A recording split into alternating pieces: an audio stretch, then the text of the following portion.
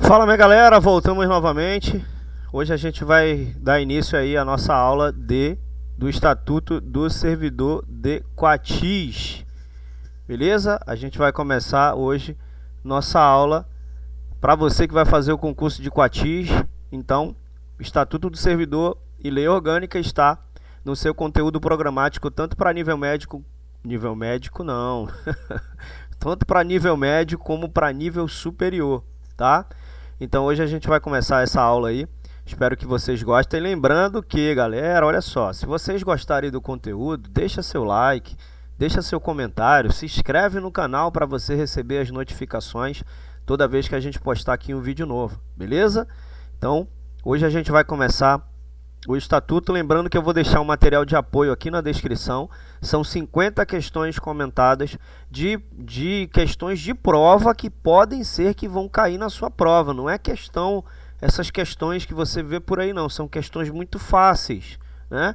Então a gente elabora possíveis questões que vão cair na sua prova, tá? Então preste atenção nesses conteúdos aí que vocês baixam, porque às vezes são questões que não tem nada a ver com as provas. Não tem nada a ver com a banca, não tem nada a ver com o estilo da banca. Então, assim, a gente elabora, primeiro, a gente olha a banca, verifica o estilo de questões, verifica o histórico dessa banca, né, para ver as provas anteriores, como é o estilo da pergunta, e aí a gente elabora de acordo com aquilo que pode cair na sua prova, tá? Então, a gente vai colocar 50 questões comentadas aqui na descrição, tanto do Estatuto como da Lei Orgânica, beleza? Então, vamos começar essa aula. Primeiro eu vou tirar aqui a minha cara feia, porque eu acho que eu me concentro melhor. Não, porque aí eu fico muito preocupado em olhar para a câmera e explicar.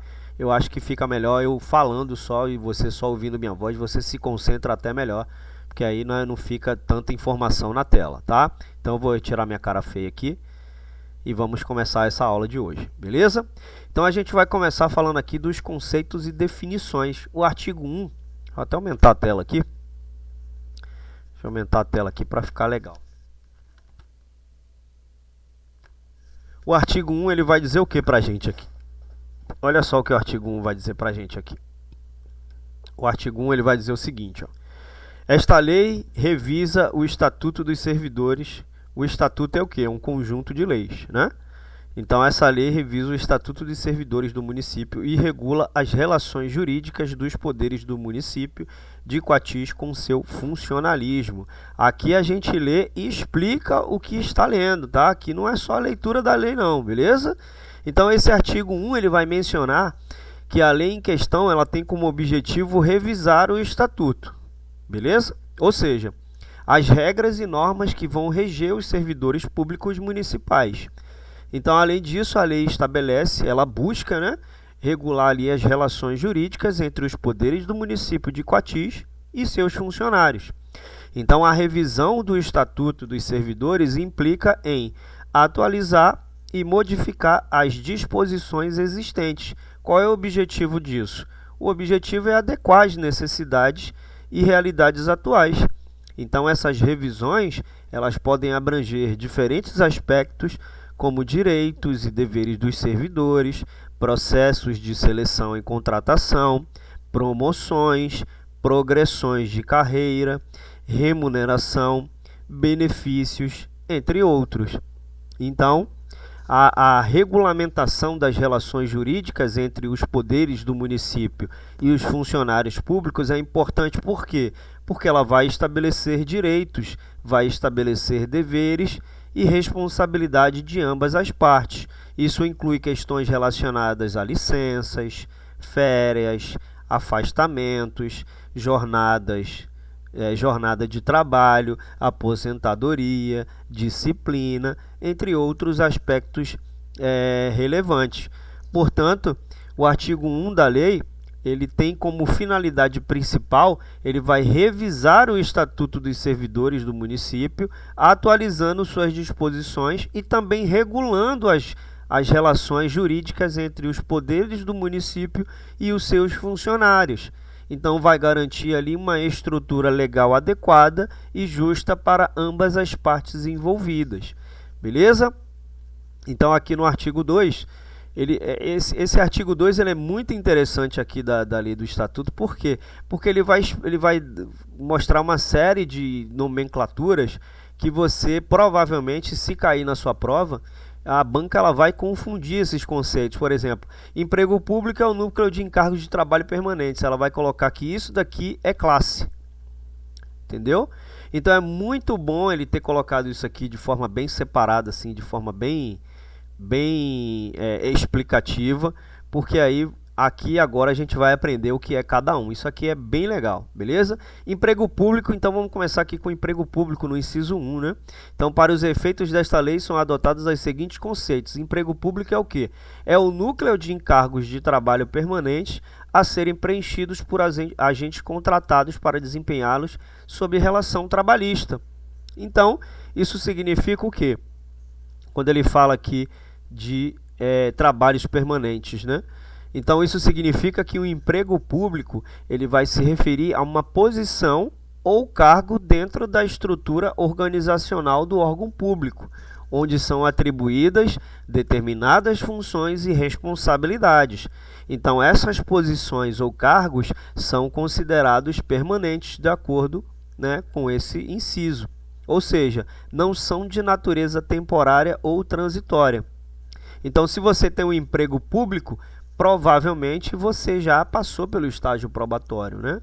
Provavelmente você já é um servidor público estável, que agora a gente vai falar exatamente do servidor público. Então, servidor público, aqui no inciso 2, é toda pessoa física legalmente investida em cargo público efetivo para cargos de provimento em comissão ou ainda para contratos temporários, que presta serviços de forma não eventual, ou seja, são serviços permanentes, mediante retribuição pecuniária. Pecuniária é bufunfa, dinheiro, né? Então, no caso aqui, servidor, ó, não confundir servidor efetivo com servidor estável, tá? Então, assim, servidor efetivo é todo aquele que passou por um processo seletivo, é todo aquele que fez um concurso público. Então, sempre que você ouvir cargo efetivo, que é geralmente na iniciativa privada, a gente fala, pô, fui efetivado. Se ele foi efetivado, significa que ele está ali, ó, no emprego. Mas aqui é diferente. Toda vez que você ouvir servidor efetivo, significa que ele fez concurso público, ponto. Sempre o servidor efetivo fez concurso público.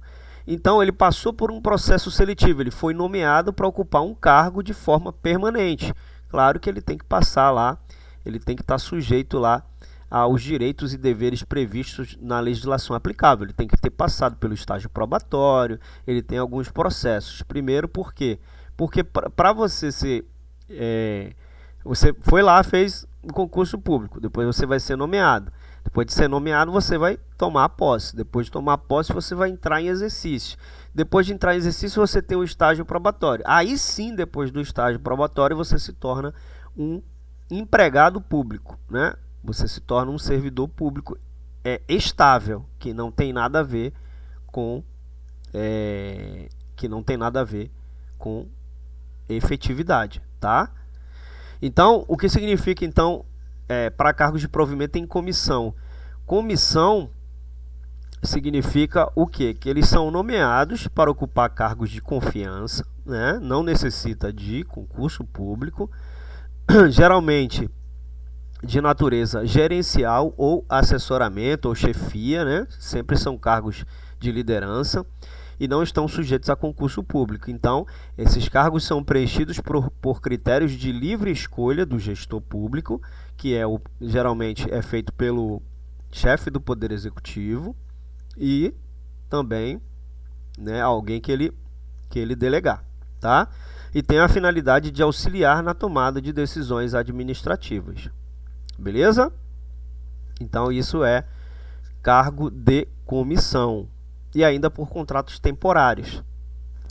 Então, aqui quando ele fala servidores contratados temporariamente, são aqueles que são contratados por um período determinado. Não sei se você já viu aqueles concursos do IBGE, né? Geralmente esses concursos do IBGE eles são temporários, é para suprir uma necessidade temporária ou excepcionais na administração pública.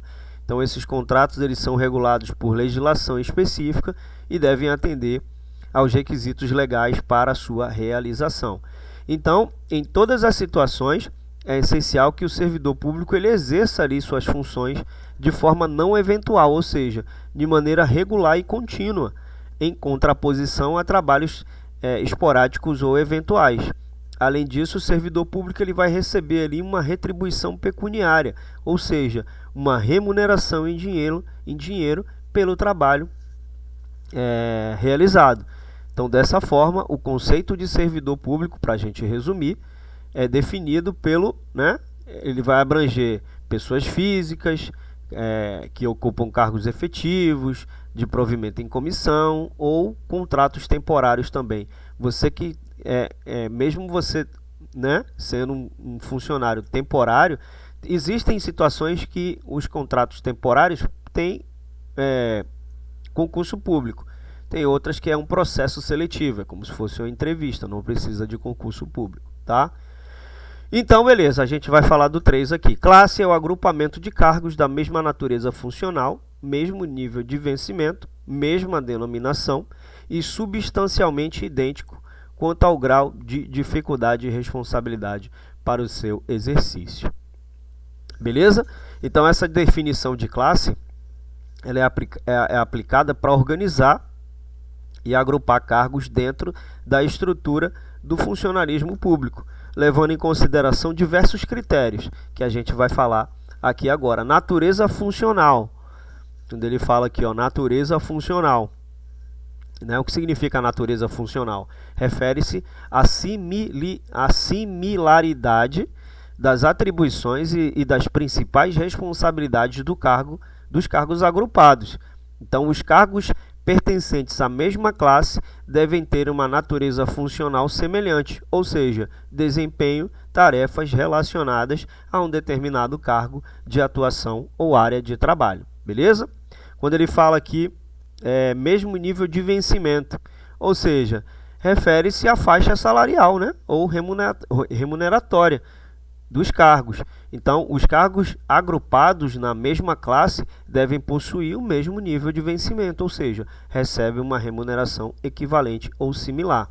Aí tem a denominação, mesma denominação, que refere-se ao nome ou título dado ao cargo, ou cargos pertencentes à mesma classe devem possuir a mesma denominação, indicando ali a sua similaridade em termos de função e atribuições. Quando ele fala aqui grau de dificuldades e responsabilidades, quando ele fala aqui, significa o quê? Que os cargos agrupados na mesma classe devem ter ali substancialmente, devem ser substancialmente idênticos em relação ao grau de dificuldade e responsabilidade. Então, a criação de classes ela vai permitir uma organização estruturada dos cargos dentro da administração pública, vai facilitar a definição de regras, os critérios de promoção, remuneração e outros aspectos relacionados à gestão de recursos humanos. Então, portanto, para resumir, o conceito de classe, de acordo com esse item 3, refere-se ao agrupamento de cargos que possuem a mesma natureza funcional, o mesmo nível de vencimento, a mesma denominação e são substancialmente idênticos em relação ao grau de dificuldade e responsabilidade para o seu exercício. Show? Aqui no 4, grupo de atividades é o conjunto de cargos com afinidades entre si quanto à natureza do trabalho ou ao grau de conhecimento necessário para desempenhá-lo. Então, um grupo de atividades ele é uma forma de classificar e agrupar cargos que compartilham características semelhantes em termos de suas atribuições e requisitos. Então, essas características podem incluir natureza do trabalho. A natureza do trabalho, como ele diz aqui, significa que refere-se à similaridade das tarefas e atividades desempenhadas pelos cargos agrupados. Então, os cargos pertencentes ao mesmo grupo de atividade estão envolvidos em trabalhos relacionados, compartilhando uma afinidade nas suas funções, tá? Quando ele se refere a grau de conhecimento necessário. Então, refere-se ao nível de habilidade, ao conhecimento técnico, à competência exigida ali para o desempenho do cargo. Então, os cargos agrupados no mesmo grupo de atividades requerem um grau similar de conhecimento e capacidade específica para realizar as atribuições. Show de bola? O nível. O nível é o símbolo atribuído ao conjunto de classes equivalentes quanto ao grau de dificuldade e responsabilidade para o seu exercício, visando determinar a sua faixa de vencimento correspondente. Então, o nível, em outras palavras, significa que é uma forma de classificação e agrupamento de classes que possuem características semelhantes em relação ao grau de complexidade e responsabilidade exigido para o desempenho das funções. Então, o símbolo atribuído ao nível tem a finalidade ali de estabelecer, né, uma referência para a definição da faixa salarial ou remuneratória dessas classes. Então, a definição de níveis ajuda a estabelecer uma estrutura salarial dentro da administração, de modo que os cargos com características similares em termos de dificuldade e responsabilidades sejam remunerados de maneira correspondente. Isso vai permitir o quê? Uma certa padronização, uma equidade na remuneração dos servidores públicos que ocupam cargos semelhantes em termos de exigência e responsabilidade. Beleza? Então, aqui no 5, no 6, faixa de vencimento é a escala de padrões de vencimento atribuída a um determinado nível. Então, em outras palavras, faixa de vencimento é uma série de valores ou intervalos salariais que são estabelecidos para os cargos que se encontram em um determinado nível, levando em consideração fatores como complexidade das atividades, responsabilidades, requisitos de qualificação, entre outros critérios pertinentes. Então, a faixa de vencimento é utilizada para determinar os valores salariais dentro de um nível específico. Ele vai estabelecer o que ali? Uma variação, um intervalo de remuneração para os servidores públicos que ocupam cargos nesse nível.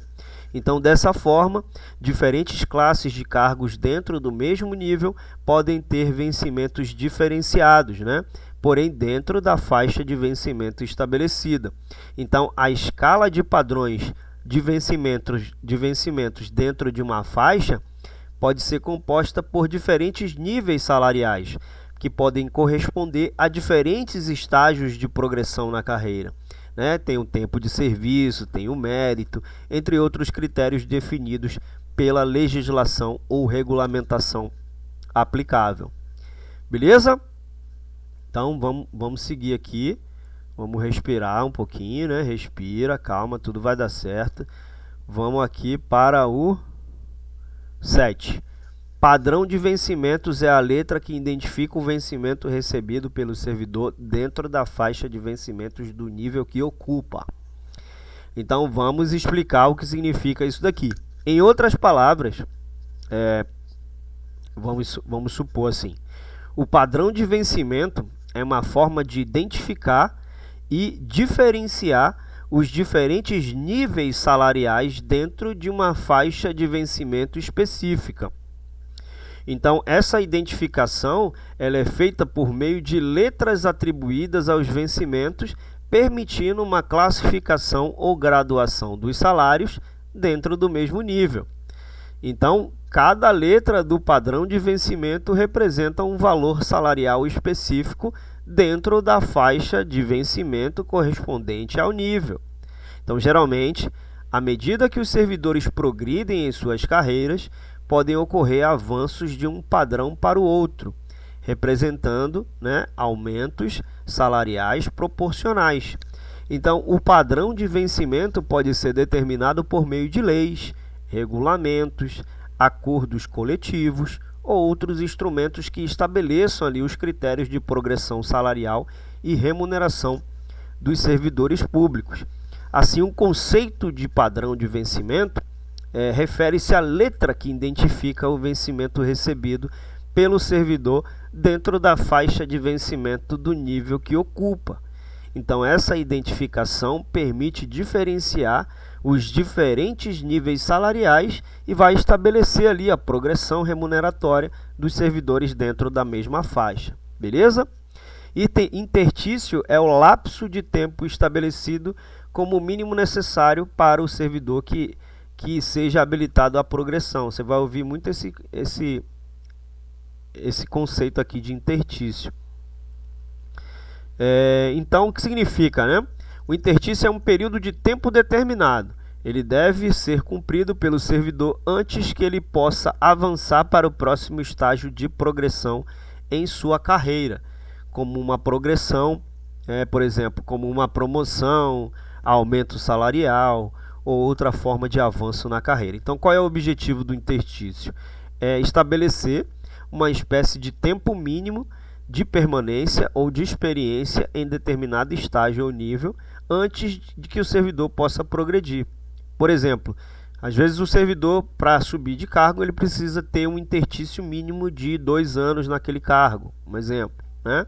Ele precisa ter um tempo, uma permanência, né? uma experiência determinada dentro daquela função que ele exerce para ele subir de cargo.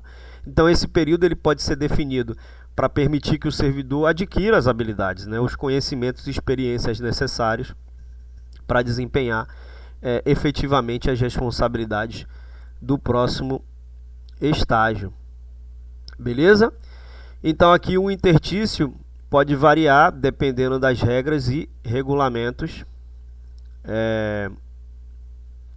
estabelecidos pela legislação. Show? Aqui no 9, progressão funcional é a elevação do servidor do seu padrão de vencimentos para o padrão imediatamente superior dentro da faixa de vencimentos da classe a que pertence por antiguidade. Então, progressão funcional refere-se a um avanço na carreira do servidor público com base no critério de tempo de serviço. Então, quando um servidor cumpre o tempo mínimo de serviço, né, ele tem o direito de ser promovido para o padrão de vencimentos imediatamente superior dentro da faixa salarial da classe a qual pertence. Então, esse avanço por antiguidade significa que à medida que o servidor acumula anos de serviço em uma determinada classe, ele progride gradualmente para padrões de vencimentos mais elevados, o que geralmente resulta em um aumento salarial. A progressão funcional por antiguidade é uma forma de reconhecer e recompensar a lealdade e o tempo de serviço do servidor na administração pública. Beleza?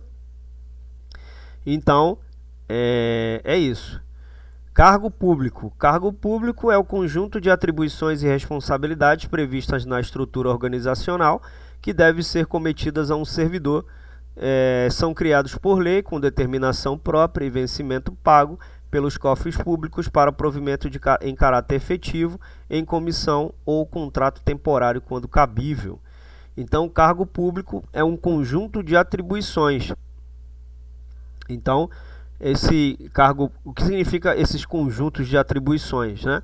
Então, é um conjunto de atribuições e responsabilidades que estão previstas na estrutura organizacional de um órgão ou entidade pública. Então, essas atribuições e responsabilidades são designadas a um servidor e são criadas por meio de lei, possuindo ali uma denominação própria, e o vencimento é pago pelos cofres públicos. Então, provimento efetivo refere-se, a gente já falou, né? Refere-se ao preenchimento do cargo por meio de concurso público. O de comissão também, né? Preenchido de livre escolha, livre nomeação e livre exoneração, e os contratos temporários. Então, os cargos públicos têm denominações específicas, ou seja, possuem um nome que identifica o cargo e suas atribuições. Além disso, o vencimento, que no caso é o salário do servidor ocupante de um cargo público, é pago pelos cofres públicos, ou seja, pelo órgão ou entidade em que ele está lotado. Dessa forma, o conceito de cargo público, conforme estabelecido nesse artigo, refere-se a um conjunto de atribuições e responsabilidades previstas na estrutura organizacional, criado por lei, com denominação própria e vencimento pago pelos cofres públicos. Então, os cargos públicos podem ser providos efetivo, comissão, contrato temporário, dependendo da forma estabelecida na legislação. Show? ela vai confundir cargo público com servidor público, que é muito parecido, tá? Então, não confundir. 11. Cargos de carreira são aqueles organizados em classes ou categorias escalonadas em razão de nível de responsabilidade e atribuições definidas para os agentes que o representam. Beleza. Cargos de carreira, em outras palavras, são os cargos de carreira, né?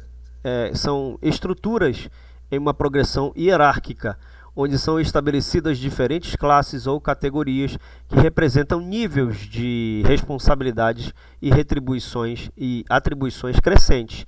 Então, à medida que um servidor progride em sua carreira, ele pode avançar para classes ou categorias superiores, assumindo ali maiores responsabilidades e atribuições.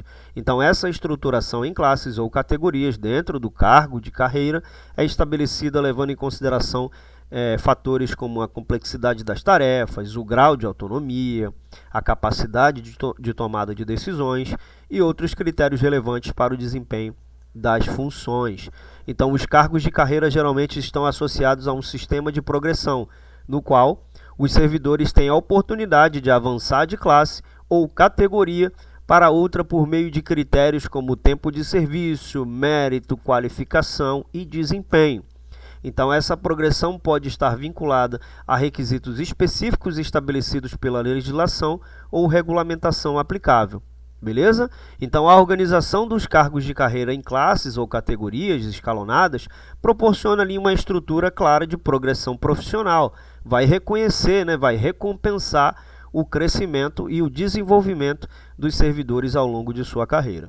Beleza? Cargo em comissão é a unidade indivisível de atribuições previstas na estrutura organizacional do município para execução de atribuições de direção, chefia ou assessoramento, podendo ser ocupados por pessoas integrantes dos quadros da administração municipal ou não, mediante livre nomeação e exoneração. Aqui só um adendo, né? Porque a gente já explicou isso daqui, só um adendo que esses cargos podem ser ocupados por pessoas já integrantes da administração municipal, ou seja, você pode ser funcionário efetivo, né? Você pode ser um funcionário lá da organização administrativa e também pode digamos assim, o prefeito pode te convidar, né? Ó, tem um cargo lá de comissão, de chefia e tal, você quer participar? É claro que você vai poder participar, mas você não vai ganhar os dois salários, você não pode acumular os dois salários, mas você pode escolher qual salário que você quer, ou o salário do cargo efetivo ou o salário de comissão. Você não pode escolher os dois, tá? Então pode ser tanto da administração ou não, mediante livre nomeação e exoneração, ou seja, ele é livremente nomeado, mas ele também é exonerado livremente, ou seja, não tem estabilidade, tá? Cargos efetivos são preenchidos por agentes aprovados em concurso público de provas ou provas e títulos, como de garantia de impessoalidade para atribuição de atividades permanentes do órgão mediante vínculo estatutário. O vínculo estatutário só acontece depois do estágio probatório, tá? Então você que faz concurso público tem que passar por uma série de etapas até você receber a sua estabilidade, até você ser estatutário. Mas outras pessoas já dizem que se você passar no concurso público, tomou a posse, né, já está no exercício, você já é estatutário. Mas eu considero que o servidor só é estatutário quando ele é estabilizado no cargo, quando ele é estável. Então, no caso aqui, tem que ter, esse o meu entendimento. Agente público para efeitos desta lei,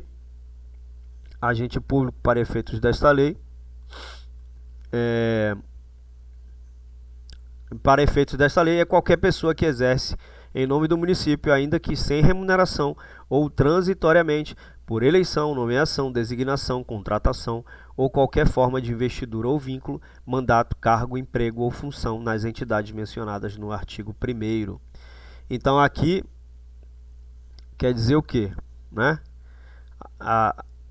Aqui o agente público para efeitos dessa lei é qualquer pessoa que exerce em nome do município, que ainda sem remuneração ou transitoriamente, por eleição, nomeação, designação, contratação ou qualquer forma de investidura ou vínculo, mandato, cargo, emprego ou função nas entidades mencionadas no artigo 1º. Então, agente público quer dizer isso daí, beleza? Então, hoje a gente vai parar por aqui, porque tem muita coisa aqui para a gente falar, né? Não, dá até para terminar aqui, né? Vamos terminar aqui, peraí.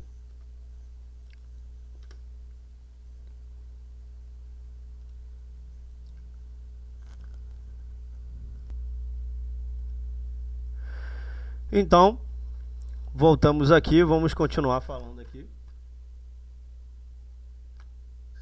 O que significa agente público, né? Então, para efeitos desta lei, é qualquer pessoa que exerce em nome do município, ainda que sem remuneração ou transitoriamente, por eleição, nomeação, designação, contratação ou qualquer forma de investidura ou vínculo, mandato, cargo, emprego ou função nas entidades mencionadas no artigo 1º. Então, o que quer dizer agente público, né?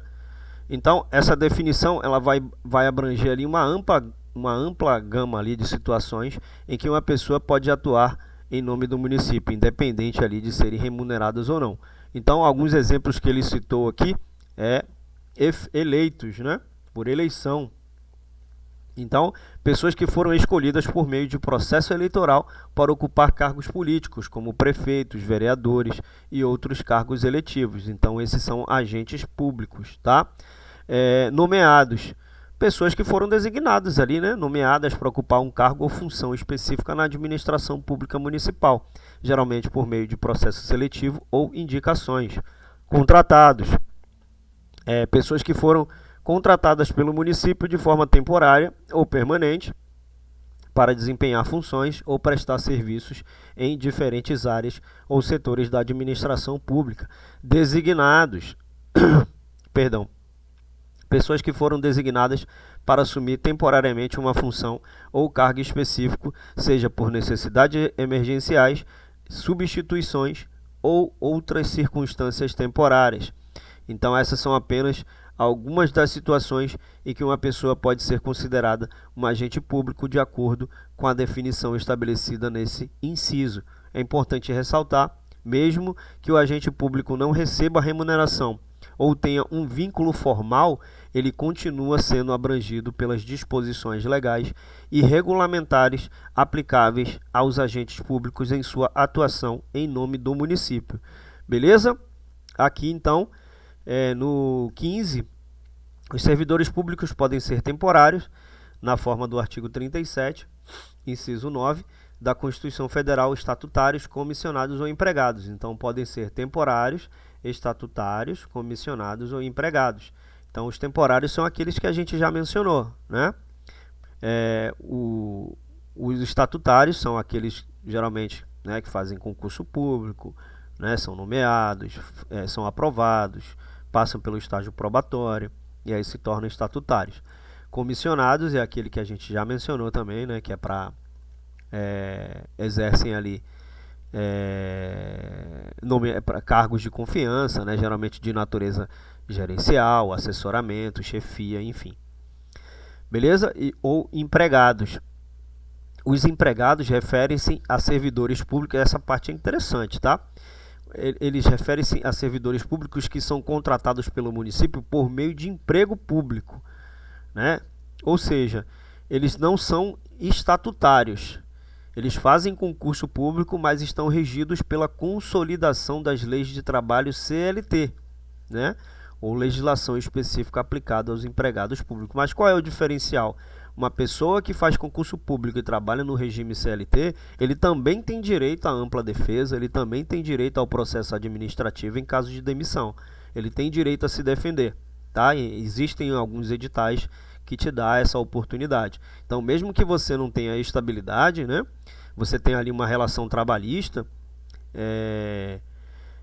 das normas trabalhistas, né? Mesmo que você não tenha, você tem direito a essa ampla defesa também, tá? Beleza? Contrato temporário são cargos para atendimento à necessidade temporária de excepcional interesse público por meio de processo seletivo nas condições e prazos definidos por lei própria e proventos regidos pelas condições de cargos e comissão.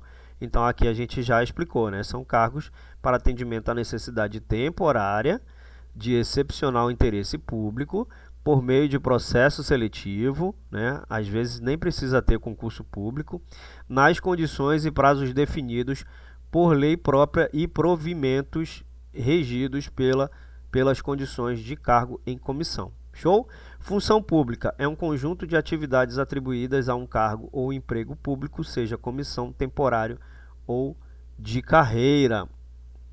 Então, em outras palavras, a função pública vai englobar todas as atividades e responsabilidades desempenhadas ali por um servidor em um determinado cargo ou emprego público, independente do cargo ser comissionado, né, de confiança, temporário ou carreira. Então, a função pública ela vai se referir às tarefas, às obrigações específicas atribuídas a esse cargo ou emprego num contexto da administração pública. Então, a função pública é o propósito ou o propósito principal pelo qual um servidor ocupa um determinado cargo ou emprego público. Então, essas funções podem variar de acordo com a natureza ou emprego, o setor de atuação e as atribuições definidas para a posição específica. Então, é importante destacar que as funções públicas são realizadas em benefícios do interesse público e do cumprimento das finalidades do órgão ou entidades em que o servidor está lotado. Então, os servidores públicos têm o dever de desempenhar suas funções de forma ética, responsável e eficiente, buscando atender às necessidades da população e contribuir para o bom funcionamento da administração pública. Beleza? Funções gratificadas, de que trata o inciso 5 do artigo 37 da Constituição Federal. Pressupõem dedicação integral e devem ser exercidas exclusivamente por servidores efetivos que passam a perceber a remuneração do cargo de origem, acrescidas de um adicional a título de indenização pelas atividades exercidas. Então, funções gratificadas, a pessoa ela tem que ser já um funcionário público, né? São cargos de confiança, é diferente, cargo de confiança é diferente de cargo em comissão, tá? Funções gratificadas são atribuídos aos servidores efetivos, geralmente em posição de chefia, coordenação ou supervisão, que envolvam responsabilidades adicionais em relação às suas atribuições regulares. É muito parecido com cargo em comissão, né? Então, essas funções exigem uma dedicação integral do servidor, implicando que ele se dedique exclusivamente às atividades relacionadas à função gratificada. Então, ao ser designado para exercer uma função gratificada, o servidor efetivo continua recebendo a remuneração do seu cargo de origem, mas com um acréscimo salarial a título de indenização pelas atividades exercidas na função gratificada. Então, esse adicional compensa a responsabilidade e a dedicação adicional exigidas no desempenho da atividade da função gratificada. Lembrando que o cargo em comissão, o funcionário, o servidor, ele não pode receber as duas, né, gratificações. Aqui, nesse caso, ele recebe a gratificação dele, né? Ele vai trabalhar exclusivamente para essa atividade relacionada à função gratificada. Então, ele continuará recebendo a remuneração do seu cargo de origem. Ele vai continuar recebendo, mas com um acréscimo salarial a título de indenização pelas atividades exercidas na função gratificada. Então, não confundir. A banca com certeza vai colocar isso aqui para te confundir. Cargo em comissão é diferente de função gratificada. São muito parecidos. Mas qual é a diferença crucial? Na função gratificada, o servidor continua recebendo a remuneração do seu cargo de origem, né? E ainda tem o acréscimo salarial a título de indenização pelas atividades exercidas na função gratificada. No cargo em comissão, não. Ou ele escolhe um salário ou escolhe o outro. Ele não pode receber os dois. Ou ele escolhe o cargo da sua função de origem, ou ele escolhe o salário, o seu vencimento da sua função de origem, ou ele escolhe o salário do seu cargo em comissão, tá? Então, não confundir função gratificada com cargo em comissão, tá? Então, vale ressaltar também que as regras e critérios para concessão das funções gratificadas pode ser estabelecido por meio de legislação específica ou regulamentação interna do órgão ou entidade. Então, as atribuições, os requisitos e remunerações das funções gratificadas devem estar de acordo com os princípios constitucionais, como a impessoalidade, a moralidade, a eficiência e a publicidade. Beleza? Então, hoje a gente fica por aqui. Lembrando, galera, que eu vou fazer o seguinte. Quem ficou aqui até o final, eu vou deixar na descrição 50 questões falando sobre esse assunto, 50 questões do Estatuto do Servidor e 50 questões do da lei orgânica. Quem comprar qualquer um dos dois vai levar essa explicação dessa aula por escrito. Como eu estou explicando essa aula para você e você está ouvindo, você pode comprar o material junto com essa explicação por escrito. Ou seja, você vai poder fazer o treinamento com as questões e vai poder fazer o acompanhamento dessa aula com a parte escrita. Ou seja, tudo que eu estou falando aqui, você vai ouvir de forma escrita, tá? Então, hoje a gente fica por aqui. Espero que vocês consigam atingir seus objetivos e já já a gente volta com nossa aula 2 para dar procedimento aí ao Estatuto do Servidor de Coatis, beleza? Muito obrigado, aquele abraço e tchau!